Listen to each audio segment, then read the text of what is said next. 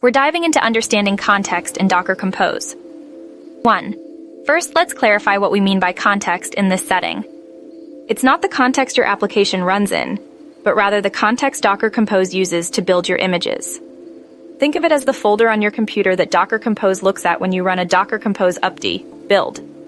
It's the directory where your Docker Compose.iml file resides, and crucially, it's where Docker looks for the files it needs to build your images, like your Docker file. 2. Why is this important? Because the context defines what's available during the image build process. If your Docker file instructs Docker to copy, it copies everything from the context directory into the image. This means all files and subdirectories within that directory are accessible to the build process. 3. Let's look at an example. Suppose your Docker Compose.yml file lives in a project directory called My Project. Inside My Project, you'll find your Docker file and the application source code. When you run Docker Compose up-build, the My Project directory becomes the build context. 4. Consider this scenario. Your Docker file needs a specific configuration file named config.json. If config.json is inside My Project, the build will succeed. However, if config.json is in a subdirectory within My Project, say config files, and your Docker file still tries to copy config.json, the build will fail because the build process only sees files in the My Project root directory, unless explicitly told otherwise via the correct copy command.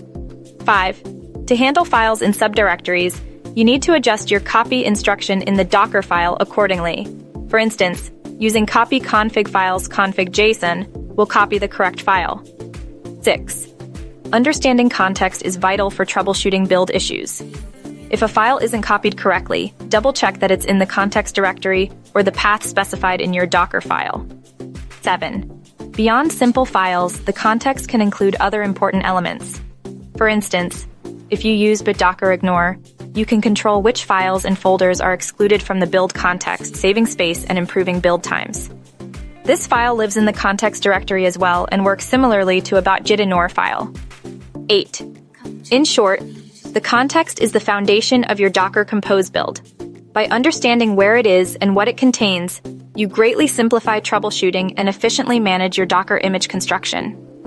It's all about the relationship between your Docker Compose IML, your Docker file, and the files they reference within the context directory.